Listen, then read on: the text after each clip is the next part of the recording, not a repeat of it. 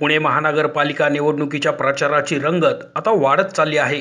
प्रत्येक प्रभागातील उमेदवार जोमाने प्रचार करताना दिसत आहे। अशाच प्रचारात मोठमोठे नेतेही उतरले आहेत। राज्याचे उच्च आणि तंत्रशिक्षण मंत्री चंद्रकांत पाटील यांनी प्रभाग क्रमांक 29 मधील भाजप उमेदवारांच्या प्रचारास्तव पदयात्रा काढली। वसंतनगर बाल शिवाजी मंडळ येथून प्रारंभ झालेली ही प्रचार यात्रा छोटा जवान मित्रमंडळ, खडकेश्वर मित्रमंडळ, विटेकर देवी मंदिर, दत्त सेवा ट्रस्ट, भीमनगर, धांडे लॅब, आरुचाळ या मार्गे काढण्यात आली।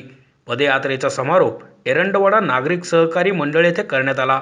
भाजप उमेदवारांच्या प्रतिमेचे फलक हातात घेऊन शेकडो कार्यकर्ते या पदयात्रेत सहभागी झाले होते। जनमानसात अत्यंत लोकप्रिय असलेल्या चंद्रकांत पाटील यांचे नागरिक ठिकठिकाणी स्वागत करत होते। पदयात्रा जसजशी पुढे सरकत होती तसतशी पाटील यांच्यावर फुलांची उधळण करण्यात येत होती। जागोजागी त्यांना महिलांनी ओवाळले आणि त्यांना शुभेच्छा दिल्या। बऱ्याच ठिकाणी पाटील यांना आग्रहाने थांबवून घेत त्यांचा छोटेखानी सत्कारही करण्यात आला। विटेकर देवी मंदिरात चंद्रकांत पाटील यांच्या हस्ते देवीची आरती सुद्धा करण्यात आली।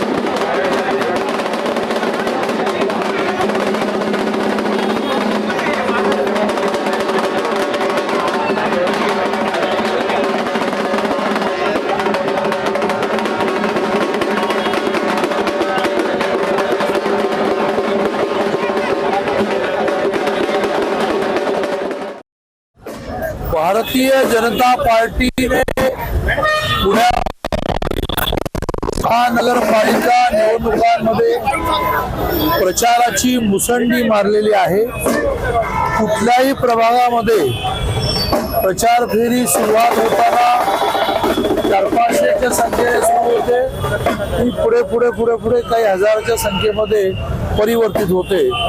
असा प्रचंड उत्स्फूर्त प्रतिसाद भारतीय जनता पार्टीच्या सर्व प्रभागातल्या उमेदवारांना मिळतोय। आज या प्रभाग 29च्या प्रचार फेरीत मी सहभागी झालो तर सुरुवातीपासून इथपर्यंत ज्या उत्स्फूर्तपणे लोक स्वागत करतायत, ज्या उत्स्फूर्तपणे आपल्या घराच्या बाहेर पडले आहेत, त्याच्यामध्ये भारतीय जनता पार्टीचा पुण्यामध्ये सर्वाधिक म्हणजे 115 पेक्षा जास्त नगरसेवक निवडून येऊन महापौर होईल याबद्दल माझ्या मनात शंका नाही। दादा, यावेळी जरा गणितं खूप बदलली आहेत, नाराज खूप आहेत, बाहेर खूप गेले, काय नक्की त्याच्यावर काय फरक पडू शकतो?